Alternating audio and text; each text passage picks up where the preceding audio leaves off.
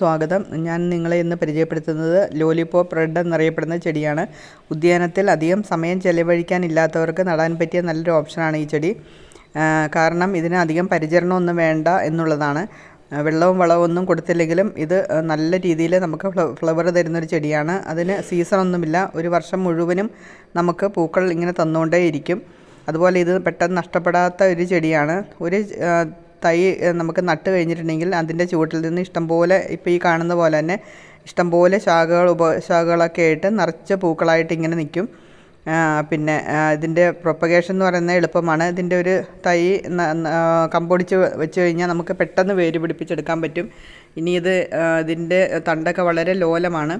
അതുകൊണ്ട് ഇതിൻ്റെ അടുത്തേക്ക് പോകുമ്പോൾ തന്നെ ഇത് പെട്ടെന്ന് നമ്മുടെ കൈയൊക്കെ തട്ടി താഴെ വീണ് ഒടിഞ്ഞു പോകാൻ സാധ്യതയുണ്ട്. എന്നാൽ പോലും അത് ഒടിഞ്ഞ് വീണിടത്ത് തന്നെ കിടന്ന് പുതിയ വേരൊക്കെ ആയിട്ട് പുതിയ ചെടിയായിട്ട് വരുന്ന അത്രയ്ക്ക് എളുപ്പത്തിൽ നമുക്ക് പ്രൊപ്പഗേറ്റ് ചെയ്യാൻ പറ്റുന്ന നല്ലൊരു ചെടിയാണ്. ഇതിൻ്റെ വേറൊരു ഇനമുണ്ട്, ലോലിപോപ്പ് യെല്ലോ എന്നറിയപ്പെടുന്നത്. അത് കുറച്ച് മരമായിട്ട് വളരുന്ന ചെടിയാണ്. അത് വെച്ച് നോക്കുമ്പോൾ ഇതിൻ്റെ തണ്ടൊക്കെ വളരെ സോഫ്റ്റാണ്. പിന്നെ അതിന് സീസണൊക്കെ ഉണ്ട്. പക്ഷേ ഈ ചെടിക്ക് അങ്ങനെ സീസണൊന്നുമില്ല.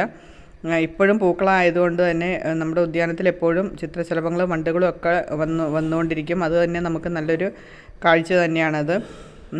എല്ലാവർക്കും ഈ ചെടി ഇഷ്ടപ്പെട്ടെന്ന് വിചാരിക്കുന്നു. വീണ്ടും നമുക്ക് പുതിയൊരു വീഡിയോ ആയിട്ട് കാണാം. അതുവരെ എല്ലാവർക്കും ബൈ. എൻ്റെ ചാനൽ ഇഷ്ടപ്പെടുകയാണെങ്കിൽ നിങ്ങൾ ഷെയർ ചെയ്യുക, സബ്സ്ക്രൈബ് ചെയ്യുക, കമൻറ്റ്സ് എന്തെങ്കിലും ഉണ്ടെങ്കിൽ അറിയിക്കുക. വീണ്ടും പുതിയൊരു വീഡിയോ ആയിട്ട് കാണാം. ഓക്കെ.